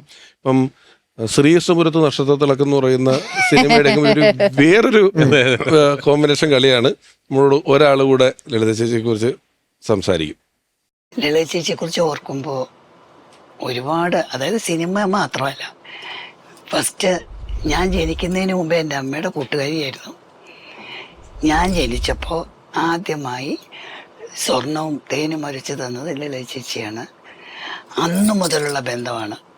മരിക്കുന്നതിന് കുറച്ച്, അതായത് വയ്യാതാവുന്നതിന് കുറച്ച് മുമ്പ് ചെന്നൈ വരുമ്പോഴൊക്കെ വീട്ടിൽ വരും, വന്നിരുന്നു. മറ്റൊരു ആത്മബന്ധമാണ് ലളിത ചേച്ചി. അമ്മയ്ക്ക് തുല്യമാണെന്ന് പറയാം. പിന്നെ ഞങ്ങൾ ഒരുമിച്ച് ഒത്തിരി പടത്തിൽ അഭിനയിച്ചു, ഉർവശിയായിട്ട് ഒത്തിരി പടത്തിൽ അഭിനയിച്ചു, കൽപ്പനയായിട്ട് അഭിനയിച്ചു. അതൊരു വലിയ ബോണ്ടാണ്. ആ നഷ്ടം തന്നെയാണ്. ഓർക്കാൻ ഒത്തിരിയുണ്ട്, പേഴ്സണലായിട്ട് ഒത്തിരിയുണ്ട്. അവർ KK നഗർ ചെന്നൈയിലായിരുന്നു താമസിച്ചിരുന്നത്. അപ്പം നിരന്തരം വരുമായിരുന്നു. ഞങ്ങൾ അങ്ങോട്ടും പോകും, അവിടെ ഇങ്ങോട്ടും വരും. വലിയൊരു കൂട്ടായിരുന്നു ഞങ്ങൾക്ക്. ഇപ്പം കലാരഞ്ജനി ചേച്ചി പറഞ്ഞു ഈ നാക്കിൽ തൊട്ടുകൊടുത്ത കാര്യം തൊട്ടുള്ള കാര്യങ്ങളാണ് പറയുന്നത്. അപ്പോൾ ഇവരുടെ ഒരു യൗവനം എന്നൊക്കെ പറയുന്നത് സിനിമ അല്ല, അന്ന് ആ പറയുന്ന യൗവന സമയത്ത് സിനിമയുണ്ടോ? നാടകമായിരുന്നു കൂടുതലും. 68 അമ്മ സിനിമയിലേക്ക് മാറുന്നത്. അത് കഴിഞ്ഞ് പിന്നെ കൂട്ടുകുടുംബം 65 66 വരുന്നത്. അത് കഴിഞ്ഞിട്ടാണ് അമ്മ ഇതിൽ. അപ്പൊ അതുവരെ നാടകത്തിൽ ഭയങ്കര സജീവമായിരുന്നു അമ്മ. 10-16 വയസ്സിലെങ്ങാണ്ട് നാടക ഗ്രൂപ്പിന്റെ കൂടെ കൂടിയിട്ടുള്ളതാണ്, ഇന്ത്യയൊക്കെ കറങ്ങി. അപ്പോൾ അന്ന് മുതലുണ്ട്. എനിക്ക് നല്ല ഓർമ്മയുണ്ട് ഉർവശിയുടെ വീട്ടിൽ പോണത്. ഞങ്ങളുടെ അവിടുന്ന് കുറച്ച് ദൂരമേ ഉള്ളൂ. അപ്പോൾ പോവും, അവിടെ ഇരിക്കും. ഉർവശി ആയിരിക്കും എൻ്റെ കമ്പനി. ഇവരവിടെ നിന്ന് കുറേ നേരം സംസാരിക്കും. ഇത് വൈകുന്നേരങ്ങളിൽ ചിലപ്പോൾ ഇവരിങ്ങോട്ട് വരും. ഓൾമോസ്റ്റ് ഒരേ ഏരിയയിലാണ് വീട്. ഇപ്പൊ പുള്ളിക്കാരത്തി പറഞ്ഞപ്പോ എനിക്ക് ആ വീടും പരിസരം ഒക്കെ ഓർമ്മ വന്നു. നമ്മുടെ കേക്കിന് ഇവര് അശോക് നഗറിന്റെ അടുത്ത്. സോ അതൊക്കെ ഈ സിദ്ധാർത്ഥൻ അഭിനയിക്കാൻ പോയപ്പോ എന്തേലും ഒരു ടിപ്പ്, ഒരു ഉപദേശം തരാമല്ലോ. ഇപ്പൊ നമ്മളൊരിടത്ത് പോകുന്നുണ്ടെങ്കിൽ അല്ലെങ്കിൽ വേറൊരാൾക്ക് സ്വാഭാവികമായിട്ട് ഒരു അമ്മ എന്നുള്ള നിലയിൽ ഒരു ഉപദേശം തരാമല്ലോ. അങ്ങനെ എന്തെങ്കിലും ഒരു ടിപ്പ് ആ സമയത്ത് ചോദിച്ചിട്ടോ പറഞ്ഞിട്ടോ ഉണ്ടോ? ചോദിച്ചിട്ട് അമ്മ തగ్గടിച്ചിട്ട് പോയി. എന്തായിരുന്നു? അതാണ് സംഭവിച്ചത്. ചോദിച്ചത് എങ്ങനെയാണ് ഇപ്പൊ ഇത് അഭിനയം, ഇത് നീ അങ്ങ് ചെയ്താൽ മതി, കുഴപ്പമൊന്നുമില്ല. അത് ചെയ്യാൻ അറിയാത്തോണ്ടാണല്ലോ ഞാൻ ചോദിച്ചത്. അപ്പൊ നീ അത് ചെയ്താൽ മതി എന്ന് പറഞ്ഞാൽ എങ്ങനെ ശരിയാവും? അത് പിന്നെ അല്ലാതെ ഉള്ള നമ്മുടെ കോണ്ടാക്റ്റിനെ കുറിച്ച് ഒരു ഇതുണ്ടായിരുന്നു. മറ്റേ രാവിലെ പോണം, ഉറപ്പിക്കരുത് എന്നുള്ള അത്തരം സാധനങ്ങൾ. അഭിനയം ചോദിച്ചപ്പോൾ ഇങ്ങനെ തగ్గടിച്ചിട്ട് പോയി. വിട്ടുപോകാൻ പാടില്ലാത്ത ഒരു വേറൊരു ഏരിയ ഉണ്ട് ലളിത ചേച്ചിയുടെ. അത് ലളിത ചേച്ചി എന്ന കുക്കാണ്. അത് ഒരു പക്ഷെ മനുഷ്യന് അറിയാൻ പറ്റിയേക്കും, സിദ്ധുവിന് അറിയാം ഉറപ്പായിട്ടും. സാമാന്യമായിട്ട് ഭയങ്കരമായ കൈപ്പുണ്യമുള്ളൊരു കുക്കാണ്. സൺഡേ ഹോളിഡേ സിനിമ ഷൂട്ട് ചെയ്യുന്ന സമയത്ത് എനിക്കിതുപോലെ ചോറ്റുപാത്രത്തിൽ നാടൻ ഇലക്കറികൾ ഉണ്ടാക്കിയിട്ട് ഭയങ്കര ടേസ്റ്റി ഫുഡാണ് ഉണ്ടാക്കുന്നത്. നാടൻ കറികളാണ്. അത് ഒരു ചോറ്റുപാത്രത്തിൽ അതിങ്ങനെ കൊണ്ട് തന്നിട്ട് പറഞ്ഞു, വേറെ ആർക്കും ഇല്ല കേട്ടോ, ജസ്സിന് മാത്രമേ ഉള്ളൂ, എല്ലാവർക്കും ഉണ്ടാക്കാനുള്ള സമയമൊന്നുമില്ല. ഒരു മാമ്പഴ കൂട്ടാൻ ഉണ്ടാക്കി കൊണ്ടുവരും. മാമ്പഴം പുളിശ്ശേരി ഇല്ല സാർ, കൂട്ടാൻ. അതിൽ തേങ്ങയൊന്നും അരക്കില്ല, സിമ്പിളാണ്. അത് എനിക്ക് അമ്മയാണ് പഠിപ്പിച്ചത്. പക്ഷെ അതിപ്പോ എന്റെ കറിയായിട്ട് ഞാൻ വെച്ചാണ്. വേറെ ആൾക്കാരെ പഠിപ്പിച്ചോണ്ട് പിന്നെ അമ്മയുടെ അവിടെ വടക്കാഞ്ചേരിയിൽ പോകുമ്പോഴും പലപ്പോഴും അതിൽ പോകുമ്പോഴൊക്കെ അവിടെ തങ്ങുന്നതും അമ്മയ്ക്ക് ഈ പറഞ്ഞ പോലെ ഫുഡ് ഉണ്ടാക്കി തരുന്നതും ഒക്കെ ഇഷ്ടമാണ്. എനിക്കൊന്ന് കൂർക്കയൊക്കെ കൃഷി ഉണ്ടായിരുന്നു അവിടെ. അപ്പൊ അവിടുന്ന് കൂർക്കയൊക്കെ ഭയങ്കര പ്രൗഡാണ് അമ്മ. ആ ടേബിളില് സെറ്റ് ചെയ്തിരിക്കുന്ന എല്ലാം നമ്മുടെ പറമ്പിൽ നിന്നുണ്ടായ സാധനമാണ്. അതുകൊണ്ട് കഴുകി ചക്ക മുളക് കോശിയും അതൊന്നും എനിക്ക് മറക്കാൻ പറ്റില്ല. എപ്പോ ഞാൻ കുറേ പോയി നിന്നിട്ടുണ്ട് അവിടെ വടക്കാഞ്ചേരിയിൽ. അപ്പോഴൊക്കെ ഇങ്ങനെ പല പല വെറൈറ്റി സാധനങ്ങളാണ് കൊണ്ടുവരിക. അതുപോലെ എഴുതിയ പുസ്തകം, ആ ബുക്ക് വായിച്ചിട്ട് ഞാൻ ചോദിച്ചിട്ടുണ്ട്, ഇത് എങ്ങനെയത് ഓർത്തിരിക്കുന്നത്? ആ കഥ തുടരും എന്നാണ് ആ ബുക്കിന്റെ പേര്. പുതിയ കാര്യങ്ങളൊക്കെ, അതായത് ഇപ്പോൾ ഫോർ എക്സാമ്പിൾ അവസാനമൊക്കെ ആയപ്പോഴത്തേക്കും ഞാൻ എഴുതി വെച്ചിട്ടുണ്ട് അമ്മയുടെ ഡേറ്റ്സ്, അമ്മയുടെ ചെയ്യാൻ പോകുന്ന വർക്ക് ഏത് പ്രൊഡക്ഷൻ എക്സിക്യൂട്ടീവ് പൈസ കൊടുത്തു, ഇതൊക്കെ സെറ്റിലിരുന്നാണ് സംസാരിക്കുന്നത്, അഡ്വാൻസ് കൊടുത്തു എന്നൊക്കെ എഴുതി വെച്ചിട്ടുണ്ട്. അതൊക്കെ അമ്മയ്ക്ക് മറവി വരും. അതൊക്കെ മറവിയാ. അമ്മ ആരാ വിളിച്ചേ? ഏതോ ഒരു ശ്രീകുമാർ, ഏതോ ഒരു ശ്രീകുമാർ. ആരാ ഡയറക്ടർ? ഞാൻ ചോദിച്ചില്ല. എവിടെ ലൊക്കേഷൻ എവിടെയാ? ഇതെല്ലാം എന്ന് പറഞ്ഞിട്ട് പൈസ വരും. പൈസ വരും. എത്ര രൂപ തന്നു? അപ്പൊ തന്നെ എഴുതി വെക്കും. കാരണം എന്നിട്ട് ഡേറ്റ്സ്, ഈ സിനിമയുടെ ഡേറ്റ്സ് എന്നെ വിളിച്ചു ചോദിച്ചിട്ടുണ്ട്. അമ്മയുടെ സിനിമയുടെ ഡേറ്റ്സ്. എടീ ഞാൻ അന്ന് അവിടെ നിന്ന് പറഞ്ഞത് എന്താന്ന്, പക്ഷെ പഴയ കാര്യങ്ങൾ ചോദിച്ചു നോക്കിയോ, അത് ഒന്നും തെറ്റാതെ. അത് മഞ്ജു ചേച്ചി ഞാൻ ഒബ്സർവ് ചെയ്തിട്ടുണ്ട് കുറെ. നമ്മുടെ ഈ ഒരു ലാസ്റ്റ് ഒരു 5-6 years എന്ന് വേണമെങ്കിൽ പറയാം, അമ്മ ഇരിക്കുമ്പോൾ അവരുടെ മെമ്മറീസിൽ ഭയങ്കരമായിട്ട് ടൈം സ്പെൻഡ് ചെയ്യുകയും. ഇപ്പോൾ വടക്കാഞ്ചേരിയിൽ ഒരു ഇച്ചിരി ലോൺലി സ്പേസ് ആണത്. നല്ല ക്രിയേറ്റീവായിട്ട് യൂസ് ചെയ്യാം, പക്ഷെ ഒരു ഇച്ചിരി ഓഫായിട്ടല്ല, ഇച്ചിരി ഡിസ്കണക്റ്റഡ് ആയിട്ട് കിടക്കും. അപ്പോൾ അവിടെ വൈകുന്നേരങ്ങളിലൊക്കെ ഞാൻ അവിടെ ഉള്ളപ്പോൾ അമ്മ ഒരു 4 മണിയൊക്കെ ആകുമ്പോൾ അവിടെ ഫ്രണ്ടിൽ വന്നിരുന്ന് ഒരു ചായയൊക്കെ പിടിച്ച് ആയിരിക്കും ഒരു 6-6:30 വരെ. അവിടെ ഒന്നും ചെയ്യില്ല, ഫോണിൽ നോക്കലില്ല, ഫോണിൽ വിളിയില്ല, പരദൂഷണം പറച്ചിലുള്ള ഒന്നുമില്ല. ചായം കുടിച്ച് ആ ഹൊറൈസണിലേക്ക് ഇങ്ങനെ നോക്കിയിരിക്കുക. അപ്പോൾ അവിടെ ബേസിക്കലി ഓർമ്മകളായിരിക്കുമല്ലോ അവിടെ നടന്നുകൊണ്ടിരിക്കുന്നത്. അതെന്തൊക്കെയോ പ്രിമണിഷൻ ആണോ എന്താണോ അത്, മേ ബി നമ്മളൊക്കെ അങ്ങനെ എത്തുമായിരിക്കും അപ്രായമാകുമ്പോൾ. ഈ കോവിഡ് സമയത്താണല്ലോ അമ്മ ഇങ്ങനെ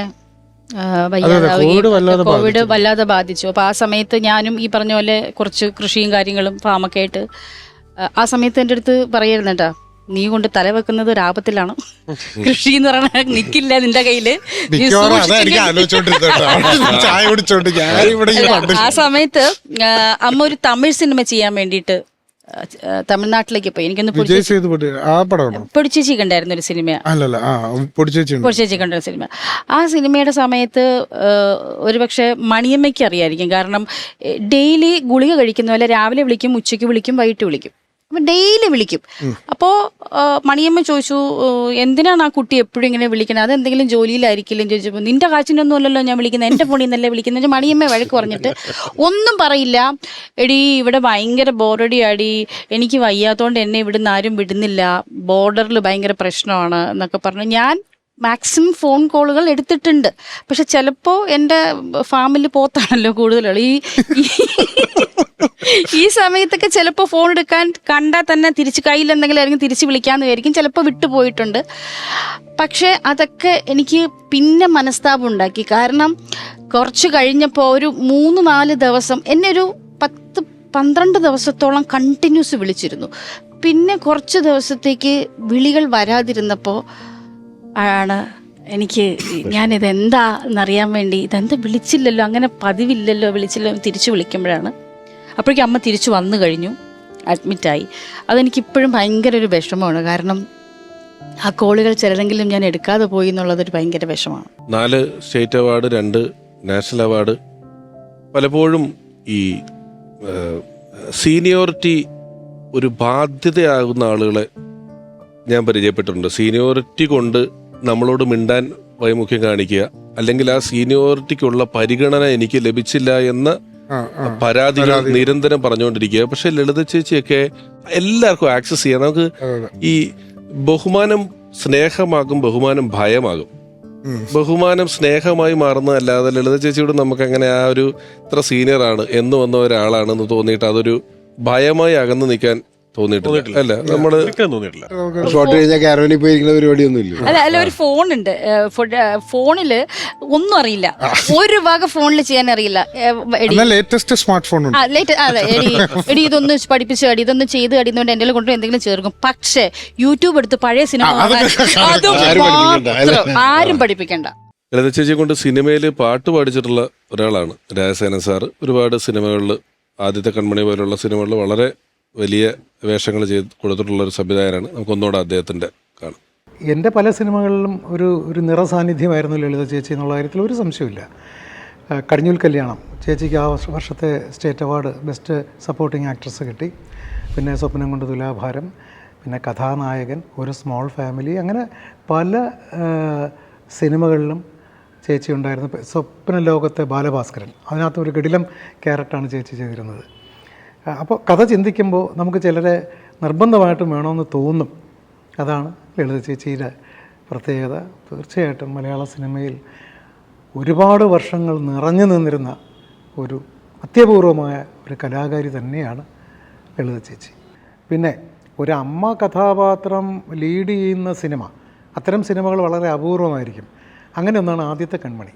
അപ്പോൾ ആ കഥ ചർച്ച ചെയ്യുന്ന സമയത്തും റാഫി മെക്കാട്ടിനും എനിക്കും വളരെ നിർബന്ധമായിരുന്നു ആ സെൻട്രൽ ക്യാരക്ടർ ലളിത ചേച്ചി തന്നെ വേണം. കാരണം ആ ഒരു ഡോമിനേഷനിലേക്ക് എത്താൻ ശബ്ദം കൊണ്ടും മുഖം കൊണ്ടും ചലനം കൊണ്ടും ഒക്കെ എത്താൻ ലളിത ചേച്ചിക്ക് മാത്രമേ പറ്റത്തുള്ളൂ.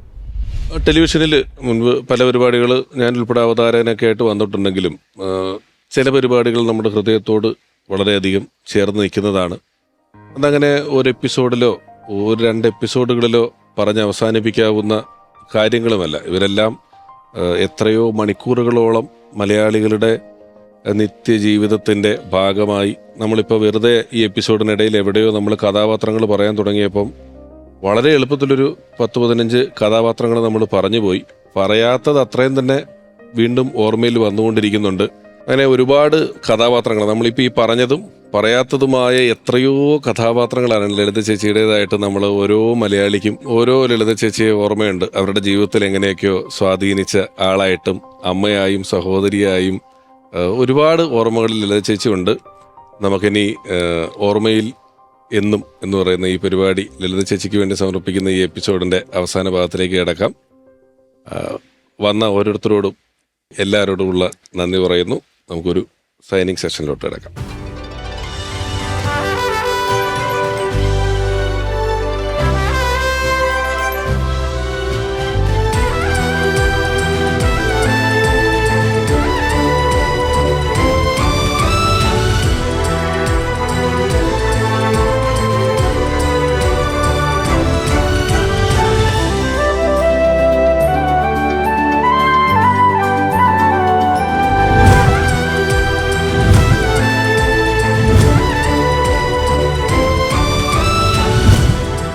KPSC ലളിത ചേച്ചി 50 വർഷങ്ങൾ, 500-ലേറെ സിനിമകൾ, 50 മിനിറ്റ് ദൈർഘ്യമുള്ള 2 എപ്പിസോഡുകൾ കൊണ്ട് നമുക്ക് പറയാവുന്ന ഒരു പരിചയമല്ല, സ്നേഹമല്ല മലയാളിക്ക് ലളിത ചേച്ചിയോടുള്ളത്.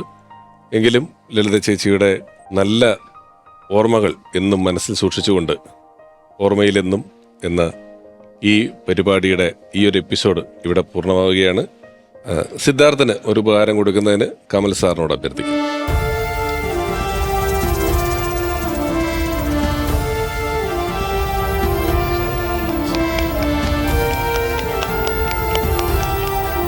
അമൃത TV-യുടെ ഒരു സ്നേഹോപഹാരം. വളരെ പ്രിയപ്പെട്ട KPSC ലളിത ചേച്ചി, നമ്മൾ ഓരോ മലയാളികളുടെയും ഓർമ്മയിൽ എന്നും ലളിത ചേച്ചി ഉണ്ടാകും.